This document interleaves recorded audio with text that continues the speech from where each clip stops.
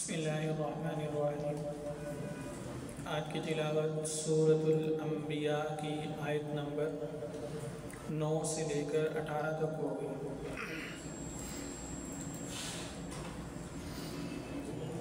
اعوذ باللہ من الشیطان الرجیم، بسم اللہ الرحمن الرحیم۔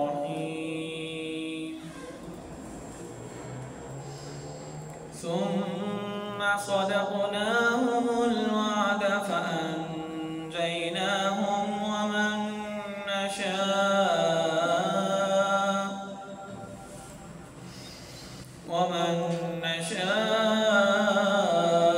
وأهلكنا المسرفين.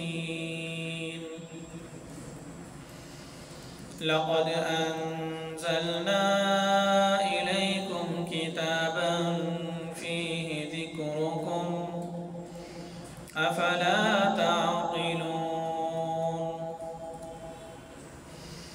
وكم قصمنا من قرية كانت ظالمة وأنشأنا بعدها قوما آخرين. فلما أحسوا بأسنا إذا هم منها يركضون. لا تركضوا وارجعوا إلى ما أترفتم فيه ومساكنكم لعلكم تسألون. قالوا يا ويلنا إنا كنا ظالمين. فما زالت تلك دعواهم حتى جعلناهم حصيدا خامدين. وما خلقنا السماء والأرض وما بينهما لاعبين. لو أردنا أن نتخذ لهوا لاتخذناه من لدنا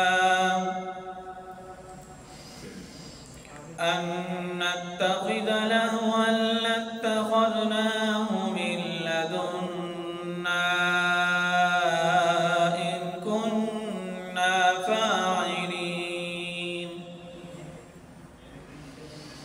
بل نقذف بالحق على الباطل فيدمغه فإذا هو زاهق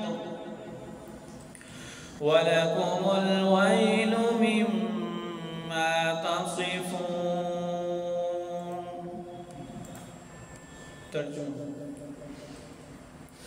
پھر ہم نے ان سے جو وعدہ کیا تھا اسے سچا کر دکھایا کہ ان کو بھی بچا لیا اور ان کے علاوہ جن کو ہم نے چاہا ان کو بھی، اور جو لوگ حد سے گزر چکے تھے انہیں ہلاک کر دیا.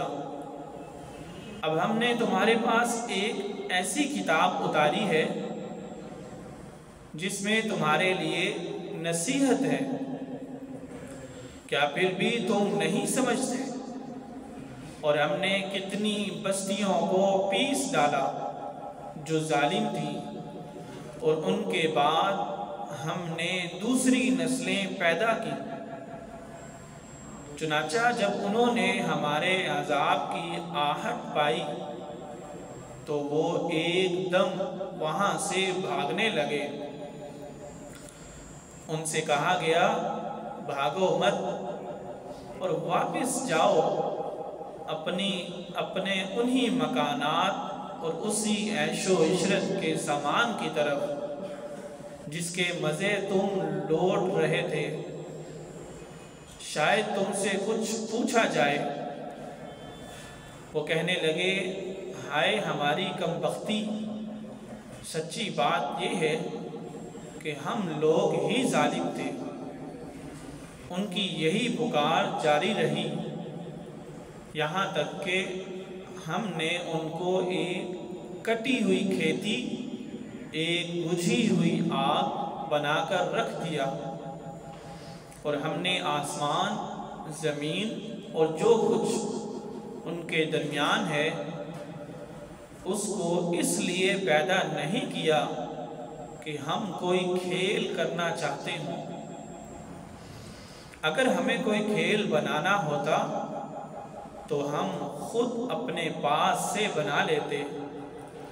اگر ہمیں ایسا کرنا ہی ہوتا، بلکہ ہم تو حق بات کو باطل پر کھینچ مارتے ہیں جو اس کا سر توڑ ڈالتا ہے اور وہ ایک دم ملیا میٹ ہو جاتا ہے، اور جو باتیں تم بنا رہے ہو